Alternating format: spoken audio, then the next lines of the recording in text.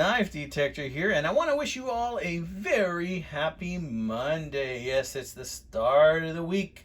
It's full of surprises. May they be blessings for all of you guys.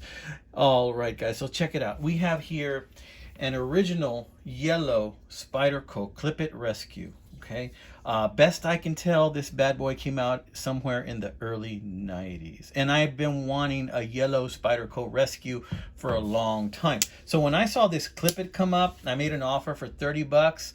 It was much dirtier than it is now. It had a lot of black in between these tiny little cubes there. I was able to clean most of that out, but not all of it. As you can see, there's still some in there. But I was so thrilled to have this knife. I've always wanted one of these. I think it's the yellow, and this is before I think they started calling them salt. And this is just an original Spyderco Rescue made in Seki City, Japan. I love knives made in Seki City. And this is made with something called G2 steel. Now, from what I can gather from G2 steel is that it will rust if you don't wipe it, that eventually some rust can form on it, but that it is a very good steel. That it may not hold an edge as much as some of today's super steels that are out there, right? But that it is a very reliable, very dependable steel, and it'll get as sharp as any knife that you want. You know, it'll get pretty sharp. Now, this was pretty dull when I got it. Somebody really used the heck out of this, but I went ahead and I gave it an edge, and I sharpened those serrations using my Easy Lap Diamond Hone and another similar device that I have.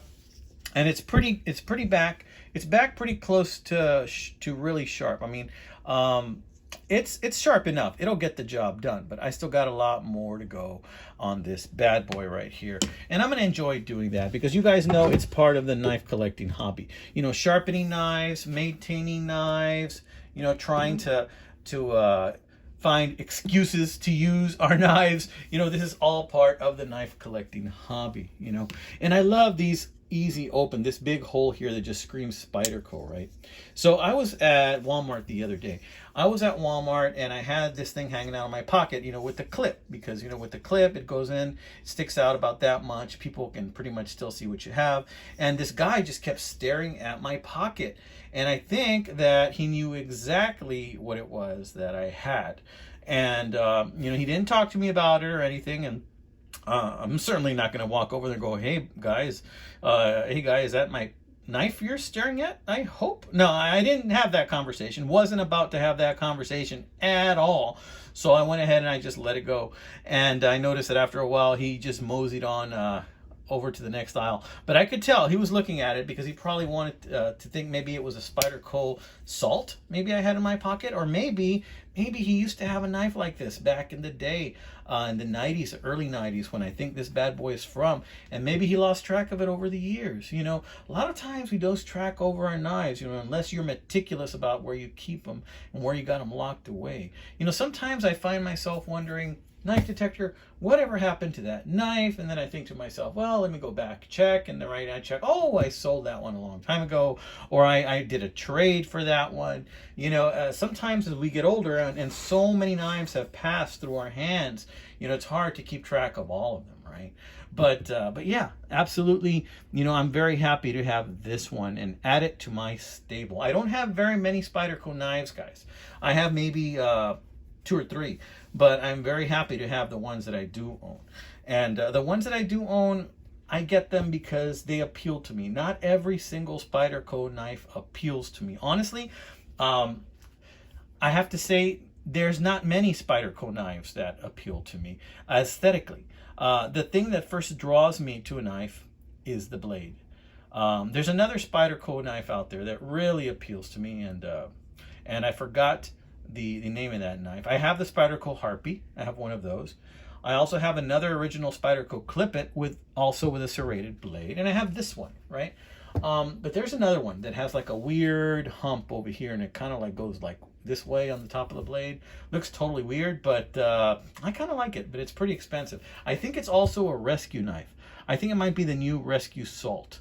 I think that's what it is. But that, you know, there's certain Spyderco knives that appeal to me, but not all of them do. And I don't feel like I have to have it.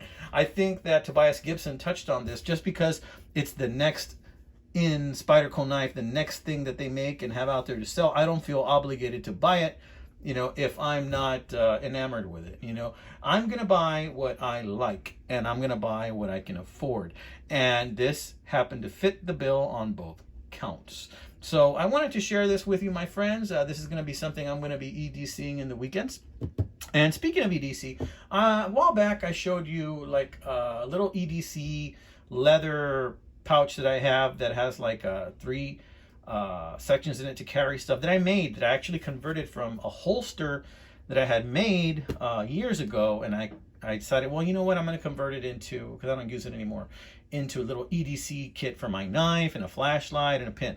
So I went ahead, I did a little modification on that recently, and I went ahead and I added my Fisher space pin. So later on I'm going to be doing a video. I'm going to be changing the ink cartridge on that Fisher space pin, and I'm going to show that little change I made to it. Yeah, so that's up and coming. That's probably a couple of videos away. But until then, I wanted to show you this one. I hope you like it, my friends. You all take care and stay on the lookout, because these bargains are out there. Got this one for about 25, 30 bucks. You know, these bargains are out there. You know, all you have to do is keep your eyes open. Next time you're passing by a garage sale, say, hey, you know what? Maybe I should just check it out. Next time you're passing by that pawn shop, go, you know what? What if there's that knife that is meant for me, and I will never know it's there unless I actually stop, right? You never know until you look. All right, God bless you, my friends. Take care. I want to say hey and thank you to all my new subscribers. Thank you so much for joining. I have so many really cool knife videos coming up. I like to do knife videos, guys, on maybe knives you haven't heard of, maybe knives that were made before you were born, or maybe knives that you just forgot were out there. You know, the wonderful thing about eBay is that there's just so many millions and millions of knives out there that sometimes we forget how much we really loved a particular style of knife. So if you enter a search just knife or used knife, you can just scroll at your leisure, right? And then all of a sudden you're like, I remember that one. Man, I missed that one, right? Well, I like to make videos on those forgotten knives that a lot of people have maybe thought about in the past, but maybe they forgot about, lost track of over time. Maybe that knife was a knife you saw your brother use back in the day, or your daddy or your mommy and your uncle, your aunt, and then you're like, whatever happened to that knife? Well, those are the kind of videos I like to make. I like to make videos on knives that have connections with the heart, my friends, and that have stories.